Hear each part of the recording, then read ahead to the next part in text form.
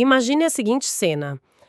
Uma convenção anual gigantesca de uma farmacêutica, a Roche, aqui no Brasil. Uhum, um evento enorme. Enorme. E, todos os diretores e gerentes da companhia estão ali na plateia. Aí as luzes baixam, o diretor de recursos humanos sobe ao palco, pega um microfone, olha para os líderes da empresa e solta a seguinte frase: "A minha meta principal esse ano é acabar com o meu próprio cargo." Nossa, dá pra imaginar o choque. Sim, o silêncio na sala deve ter sido, assim, ensurdecedor. Um departamento inteiro famoso por controlar absolutamente tudo, abdicando voluntariamente do seu poder ali no palco. Ok, let's unpack this. Parece loucura num primeiro momento, né? Total, mas esse episódio ilustra, na verdade, a ruptura mais profunda que já aconteceu na forma como o mundo corporativo enxerga o trabalho humano. E o foco desta nossa imersão de hoje é exatamente decifrar a evolução da gestão de pessoas. É crítico. É uma virada de chave fundamental. E, bom, o impacto de um diretor de RH dizendo que quer destruir a própria cadeira é a prova máxima de que gerenciar pessoas não é mais sobre gerenciar recursos. Uhum. A mudança monumental aqui é tipo a transição da preposição, entende? As empresas não gerenciam mais as pessoas. Elas precisam gerenciar com as pessoas. Gerenciar com as pessoas. Para quem está ouvindo a gente, seja liderando uma equipe, ou entrando agora no mercado de trabalho, ou apenas tentando sobreviver àquela loucura diária do ambiente profissional, né? Decifrar essa transformação é o código-fonte para entender o sucesso corporativo hoje. Sem dúvida. Porque, assim, trazer quem realmente domina o trabalho técnico para a mesa de decisões não é mais um luxo, é a arquitetura básica do negócio. Aquela visão de que o ser humano era só um insumo na planilha de custos, ao lado da conta de luz... Da conta de água, do aluguel. Pois é, isso ruiu completamente. Acabou. Mas eu fico pensando, a gente só entende o peso dessa virada se a gente olhar lá pro buraco de onde a gente saiu, certo? Com certeza, tem que olhar para a história. Porque a era da industrialização clássica lá atrás, ela funcionou super bem enquanto o mundo se movia numa velocidade lenta, num cenário super previsível, a famosa era das fábricas. Isso. A estrutura era piramidal, super rígida, centralizadora e, sinceramente, fazia sentido para a época. O foco era só apertar parafusos e o departamento que lidava com as pessoas era o famigerado departamento de pessoal. Nossa, o antigo DP. O próprio. E a função era, puramente policialesca. Fazer cumprir contrato, contar minutos de atraso no relógio de ponto, aplicar advertência. O ser humano era literalmente uma ferramenta inerte. O que transformava o trabalhador num custo, né? Um custo a ser implacavelmente minimizado. E essa rigidez mecânica, ela funcionou bem até meados da década de 50, mais ou menos. E aí o que mudou? Bom, a competição global explodiu. A tecnologia começou a dar seus primeiros saltos reais. Aquela previsibilidade da fábrica simplesmente desapareceu, forçando as empresas a entrarem no que a gente chama de era neoclássica. Ah, entendi. A pirâmide engessada começou a pesar. Exato. Virou uma âncora. Para tentar sobreviver, começaram a surgir as estruturas matriciais. Ou seja, arranjos onde um funcionário passa a responder a vários líderes e vários projetos ao mesmo tempo. Quebrando aquela linha de comando única, né? Isso. E o velho departamento de pessoal precisou de um verniz. Ele virou o departamento de recursos humanos, absorvendo coisas como recrutamento, treinamento. Mas olha só o detalhe. A filosofia central continuava intacta. As pessoas ainda eram recursos. Perfeito. Recursos a serem administrados e alocados. E essa mentalidade bateu de frente num muro de concreto na década de 90, né? Qual era da informação? Porque a internet, a globalização transformaram o mercado num caos total e imprevisível. Um caos total. E é bem aqui que surge o conceito de gestão de pessoas e a ideia de tratar o funcionário como parceiro. Mas assim, eu sou meio cética com essas palavras da moda. Vamos colocar essa ideia à prova. Vamos lá. Chamar de parceiro soa como um jargão maravilhoso para colocar num post de rede social.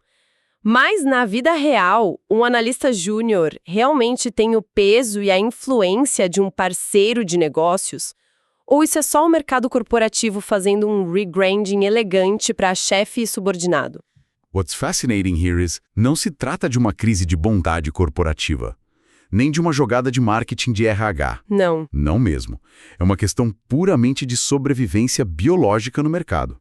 Pensa comigo, um recurso é algo que a empresa consome até esgotar, tipo carvão numa fornalha. Uhum, queimou, acabou. Exato. Já um parceiro, ele fornece conhecimento, ele assume riscos junto com o negócio. Ele investe a energia vital dele ali e exige um retorno sobre esse investimento. Na era da informação, aquele dinheiro puro e simples no cofre, o capital financeiro, ele perdeu a majestade. A vantagem competitiva real migrou para o capital intelectual. Totalmente. O conhecimento invisível que está dentro da cabeça daquele analista júnior pode, sei lá, resolver um problema de software que poupa milhões para a empresa. Quem não constrói essa relação de ganha-ganha simplesmente perde o jogo da inovação. Se formos pensar bem, a metáfora muda completamente de figura. É como se na era clássica a empresa fosse um relógio mecânico.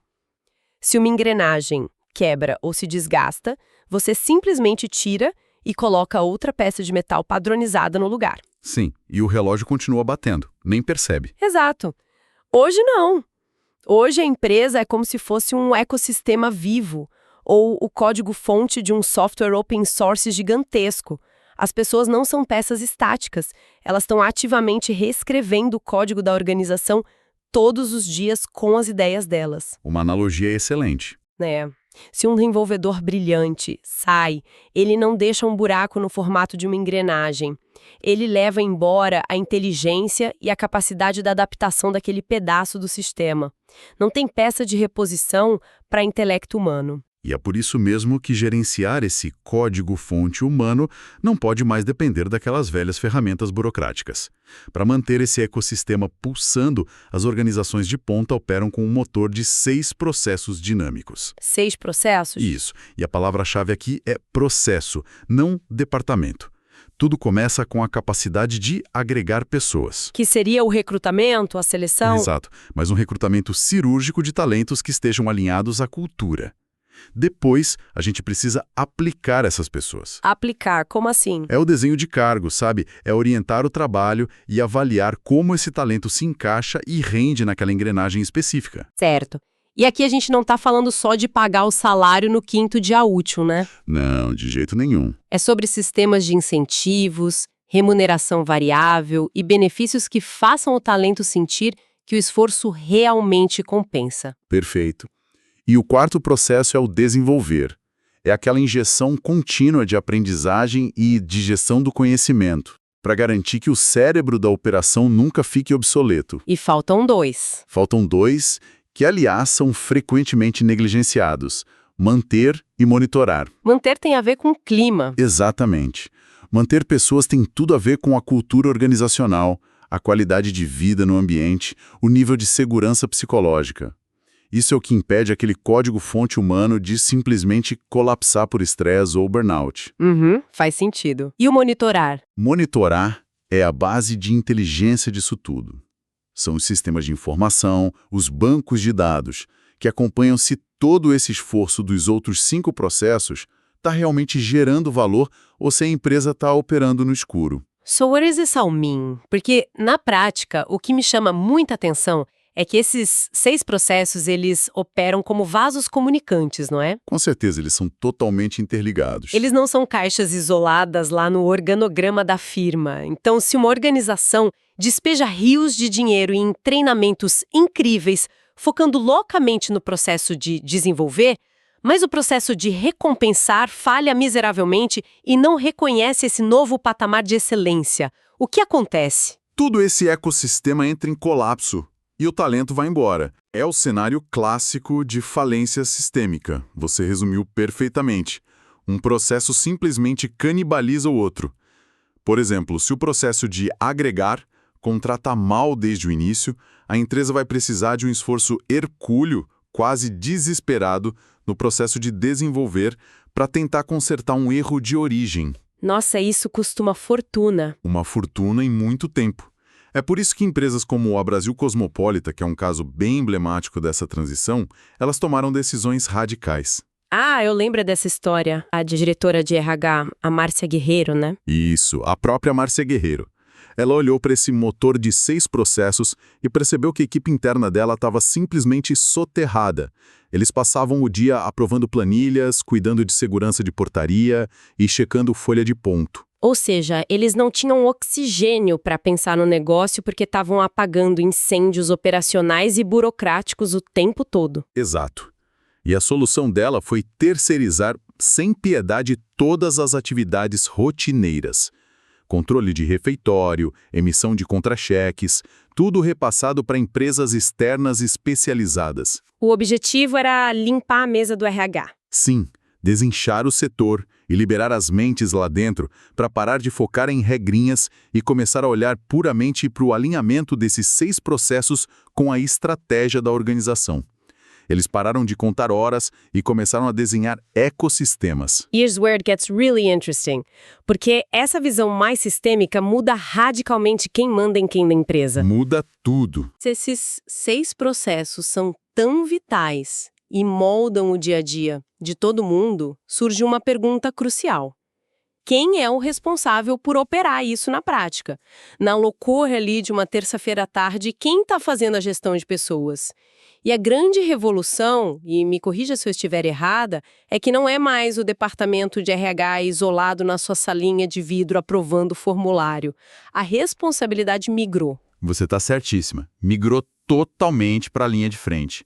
O princípio moderno estabelece que a gestão de pessoas é uma responsabilidade de linha e uma função de staff. Explica isso melhor para quem está acompanhando a gente. Responsabilidade de linha seria o quê? Responsabilidade de linha significa que o gerente direto, tipo o líder daquela equipe de marketing, de engenharia ou de vendas, ele é o gestor real daquelas pessoas. É ele quem toma a decisão final sobre quem vai ser contratado, quem precisa de treinamento, como avaliar o desempenho e quem merece promoção. Faz todo sentido. Ele é quem está no dia a dia com a equipe. E a função de staff? A função de staff determina que o profissional de RH atua exclusivamente como um consultor interno, um arquiteto de soluções. O RH fornece ferramentas, métricas e conselhos estratégicos para que o líder tome a melhor decisão possível para o mercado. E o perigo de ignorar isso é gigantesco, né? Tem o caso famigerado da empresa Assembles, uma fabricante de componentes automotivos. O caso da Sands é clássico. Eles fizeram exatamente o oposto disso, não foi? A empresa cresceu e o RH deles resolveu simplesmente centralizar absolutamente tudo. Criaram um monopólio das contratações, réguas salariais imutáveis e assumiram o controle total das avaliações de desempenho. E o resultado foi um desastre quase radioativo. Total! Os gerentes da linha de frente começaram a se revoltar porque o RH, focado só em cumprir as próprias regras burocráticas, reprovava candidatos brilhantes simplesmente porque o candidato escorregava numa vírgula de um teste padronizado absurdo. Pois é. O processo ficou tão paranoico e tão lento que os melhores talentos do mercado eram abordados, ficavam esperando meses pela burocracia da Sens e, adivinha, acabavam aceitando ofertas da concorrência, que era muito mais ágil. E não parava por aí, né? Os líderes viam os seus funcionários mais produtivos indo embora porque o RH engessou as promoções baseadas em umas tabelas de cargos que não refletiam o valor real de entrega da pessoa. A centralização literalmente estrangulou a inteligência da companhia. Estrangulou. O que nos traz de volta é aquela nossa cena de abertura, lá no laboratório da Roche. É verdade. Aquele diretor de RH que subiu ao palco prometendo acabar com o próprio cargo, ele não estava sortando. Ele estava, na verdade, salvando a empresa de virar uma nova Sens. Agora a ficha caiu. Ao transferir a autoridade de contratações, de aumentos e de carreira integralmente para chefias técnicas, ele destruiu o monopólio burocrático do RH. Para quê? Para transformar o RH num conselho estratégico. É genial!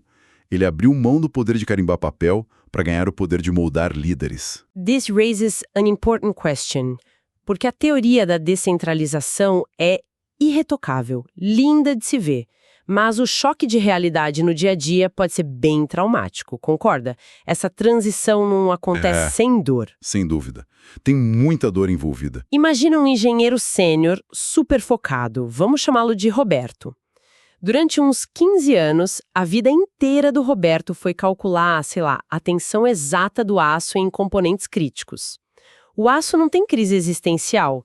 O aço não acorda desmotivado numa segunda-feira e não sofre de ansiedade por causa da cultura da empresa. Definitivamente não. E aí, de repente, como um prêmio pela sua excelência técnica maravilhosa, o Roberto é promovido a gerente.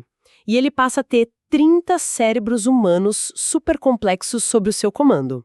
Ele não faz a menor ideia de como lidar com essa complexidade toda e com a subjetividade das pessoas. É jogar o cara na fogueira, na cova dos leões, sem nenhum treinamento prévio. E a gente sabe o que acontece. Isso destrói tanto o novo gerente, que muitas vezes entra em colapso mental, quanto a equipe inteira, que passa a odiar esse novo chefe. E é precisamente aí que esse novo papel consultivo do RH brilha, né? Exatamente aí. O RH precisa atuar como tutor desse engenheiro, prestando um suporte diário, ensinando liderança, empatia, comunicação não violenta e métodos justos de avaliação. A gestão de pessoas moderna ensina os líderes técnicos a serem arquitetos humanos, dá segurança para que eles exerçam essa responsabilidade de linha sem destruir as equipes no processo. E por que esse cuidado obsessivo em não destruir as equipes é tão fundamental agora? A resposta, eu acho, nos leva diretamente ao coração da nova moeda do mercado, que é talento e contexto. O que torna uma corporação valioso hoje não é a fábrica física, é a capacidade contínua de inovar. Só que a definição de talento aqui não é só ser muito bom numa planilha de Excel ou ter um diploma de grife, né? É muito mais profundo. Muito mais profundo. O que forma um talento hoje em dia? Bom, para ser considerado um talento real, a pessoa precisa dominar 4 pilares indissociáveis. Primeiro é o conhecimento, o aprender a aprender, a fome por atualizar o próprio software mental o tempo todo, o saber. Tá, e o segundo? O segundo é a habilidade. Não basta só saber a teoria, entende? É preciso ter a capacidade tática de transformar esse conhecimento abstrato em resultados práticos. O saber fazer. O saber fazer. E o terceiro? O terceiro é o julgamento, que é aquele espírito crítico para ler um cenário caótico, identificar onde está o problema oculto e saber analisar para tomar a decisão mais cirúrgica. E o quarto pilar é a atitude, a coragem de assumir o risco de fazer acontecer quando os outros hesitam. Ou seja, se faltar um desses pilares, você tem no máximo um bom funcionário, mas não um talento diferencial de verdade. Exato, não é um talento na definição completa da palavra. Só que o talento sozinho é apenas um potencial bruto. A equação mágica que a gente vê nas fontes, que cria o verdadeiro capital humano de uma empresa, é o talento somado ao contexto. Você pode contratar 100 pessoas geniais com esses 4 pilares fartíssimos, mas se você joga esses cérebros num ambiente tóxico, centralizador, onde as ideias são esmagadas por uma hierarquia burocrática, eles simplesmente murcham, ou pior, fogem. Eles vão embora na primeira oportunidade. O contexto envolve a cultura, a transparência e a liderança. E quando a gente olha para métricas de mercado sobre as melhores empresas para se trabalhar, muita gente acha que a resposta é tipo colocar uma mesa de pebolim na sala de descanso e pagar bônus milionários, né? Nossa, o famoso mito dos puffs coloridos. Exatamente, mas a pesquisa do Robert Levering, ela destrói esse mito por completo. A pesquisa de Levering é fantástica. É fascinante, porque revela uma arquitetura invisível. Acima de qualquer pacote de benefícios estonteante, os profissionais de alto impacto buscam, na verdade, 2 âncoras absolutas: respeito e credibilidade. Respeito não é só dar bom dia no corredor certo. Não, de jeito nenhum. Respeito é o funcionário sentir uma segurança profunda de poder ser quem ele é de verdade, de propor ideias audaciosas sem ter medo de sofrer uma retaliação pública se der errado. E credibilidade é a crença inabalável de que a direção da empresa é ética, é transparente e diz a verdade, mesmo quando a verdade dói. É esse contexto psicológico de altíssima confiança que atrai os grandes cérebros, não é? E que transforma talentos individuais num capital humano formidável. É o verdadeiro imã de talentos. E isso cria uma ironia fantástica quando a gente cruza isso com o mundo das finanças e da contabilidade. Porque a contabilidade tradicional que as empresas usam hoje foi estruturada há mais de 500 anos. Ela é baseada no sistema das partidas dobradas do monge Luca Pacioli, lá em Veneza. 500 anos atrás. Sim, foi uma ferramenta criada para contar ativos físicos. Quantos navios mercantes a empresa tem, quantas sacas de grãos no estoque, quantas moedas de ouro. É perfeito para calcular patrimônio palpável. Com certeza. Mas essa ferramenta simplesmente entra em pane e colapsa quando tenta medir a nova economia. Como é que uma auditoria contábil tradicional mede o valor da confiança, do respeito e desse capital intelectual? A resposta brutal e curta é que não mede, simplesmente não tem como.